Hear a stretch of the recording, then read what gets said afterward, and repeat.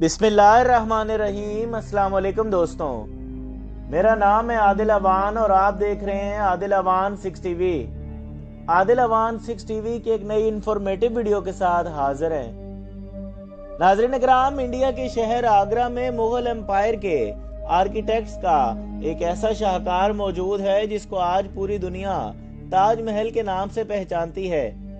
42 एकड़ पर फैला हुआ, दूर से ही चमकता हुआ ये मकबरा जहां अपने अंदर खूबसूरती के बागीचे सजाए हुए हैं, वहीं इसके ऊपर गम और उदासी के कई बादल अभी तक मंडला रहे हैं। नाज़रीन इकराम, लगभग 400 साल पहले बनाई जाने वाली ये खूबसूरत इमारत जहां अपने दौर की सबसे बड़ी और सबसे शानदार बिल्डिंग हुआ करती थी, वहीं आज इसको दुनिया का 7वां अजूबा भी माना जाता है।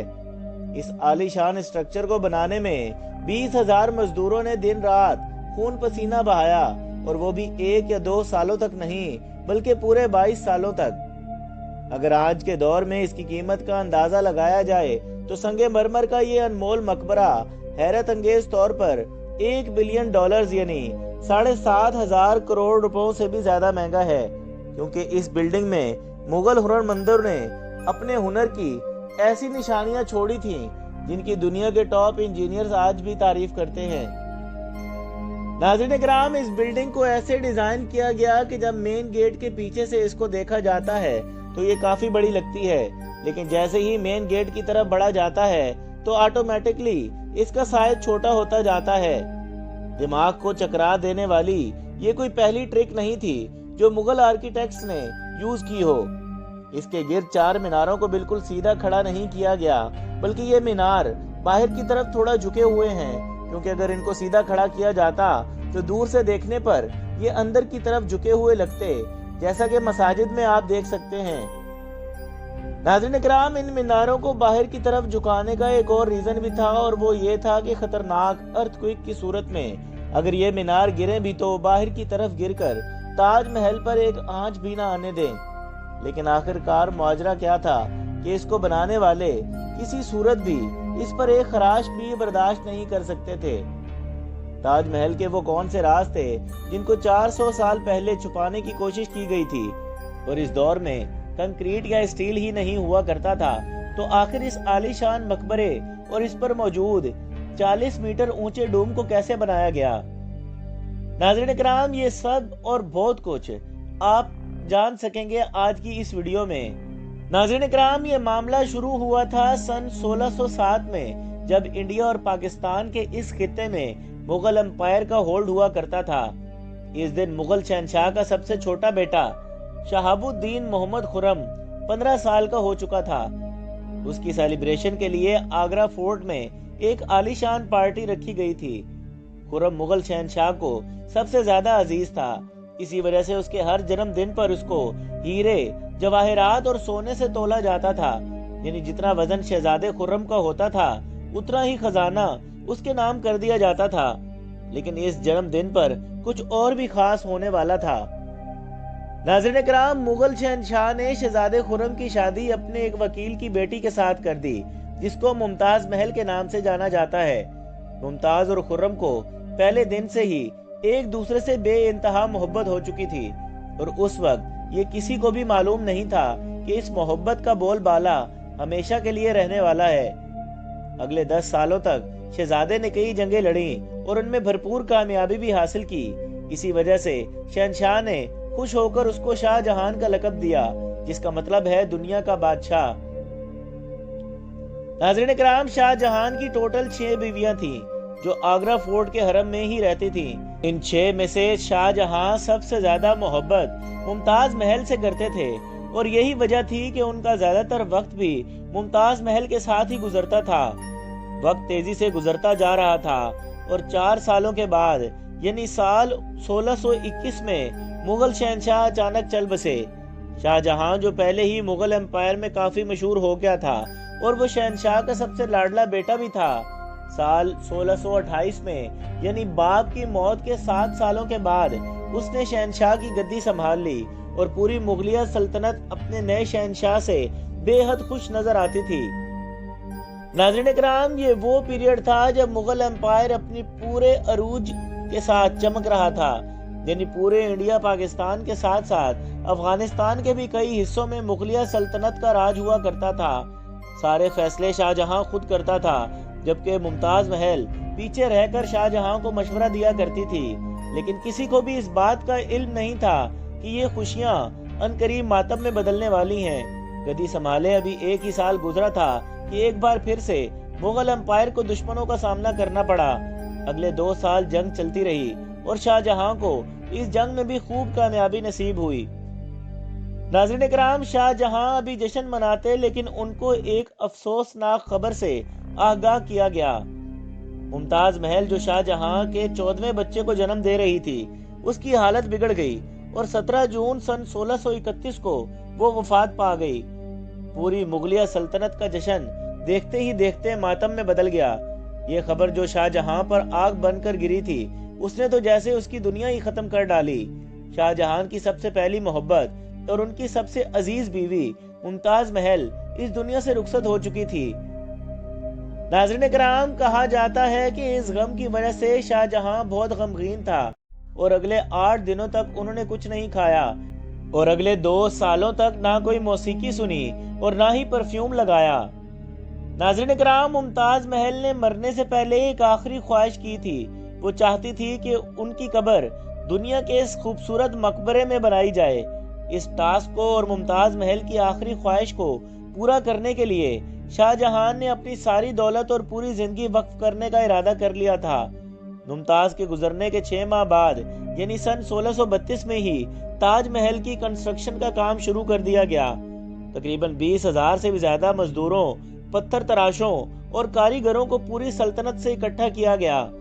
لشکروں کے لشکر شاہ جہاں کے حکم پر آگرہ بلوا لیے گئے تھے، کیونکہ ممتاز کی قبر یمونا ریور کے برابر میں موجود تھی۔ اسی وجہ سے اس جگہ پر دنیا کی سب سے خوبصورت بلڈنگ بنانا کافی مشکل ٹاسک تھا۔ ناظرین اکرام، ریور کے کنارے زمین کافی نرم ہوتی ہے۔ اگر یہاں کھدائی کا کام کیا گیا تو پانی کا بہاؤ تاج محل کی فاؤنڈیشن کو بھی نقصان پہنچا سکتا تھا۔ اس مسئلے سے نمٹنے کے لیے مغل انجینئرز نے یہاں سب سے پہلے زمین کے اندر کئی کنویں کھودنا شروع کر دیے۔ مزدور یہ کنویں تب تک کھودتے رہتے جب تک خشک زمین نظر نہ آ جاتی تھی۔ ان کنووں کو پتھروں اور گارے سے بھرا گیا اور پھر اس کے اوپر پتھروں کے بڑے بڑے کولمز کھڑے کیے گئے۔ اس سارے کام کو انجام دینے کے لیے مزدوروں کے ساتھ ساتھ ہاتھیوں کی بھی ایک بہت بڑی فوج کو استعمال کیا گیا تھا۔ ناظرین اکرام، مغل انجینئرز کی یہ ٹرکس کام کر چکی تھی۔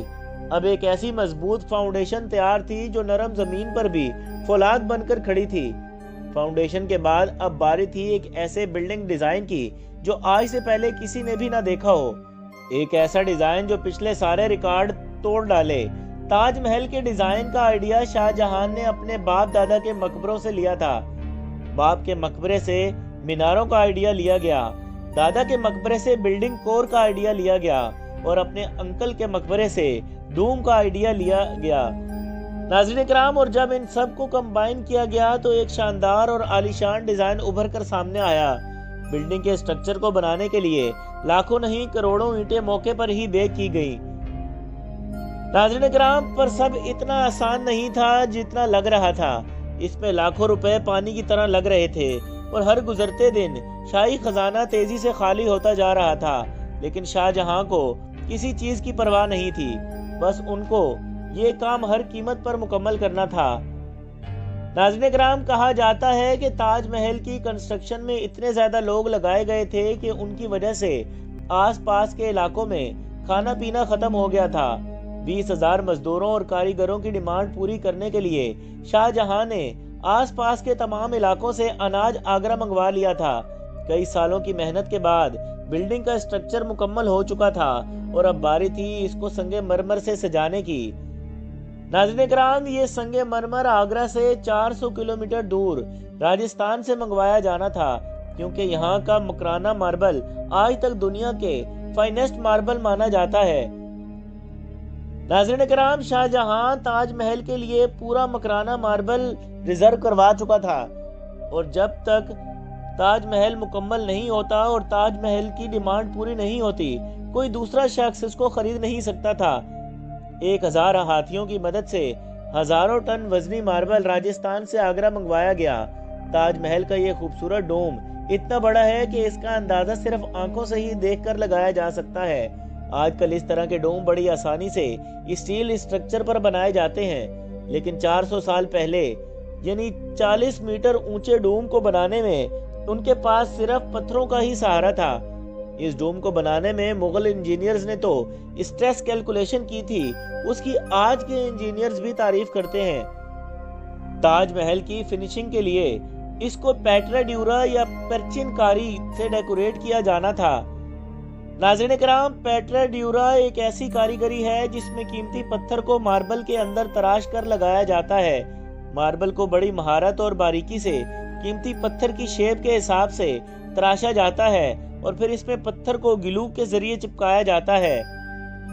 नाज़रीन किराम, ताजमहल पर यूज होने वाली ग्लू कोई आम ग्लू नहीं थी। काफी रिसर्च और लेबोरेटरी टेस्ट के बाद मालूम हुआ कि ये ग्लू शीरा, लेमन जूस और संगमरमर पाउडर को मिलाकर बनाई गई थी। वही सेम ग्लू आज भी ताजमहल की रेनोवेशन के लिए इस्तेमाल की जाती है। ताजमहल की खास बातों में एक बात यह भी है कि यह दिन में 4 मरतबा अपने रंग बदलता है। सूरज निकलने से पहले ये बिल्कुल ब्लैक शेड देता है। सूरज निकलने के बाद ये लाइट येलो और पिंक शेड देता है, जबकि दोपहर के वक्त ताजमहल की खूबसूरती का नया रुख देखने को मिलता है।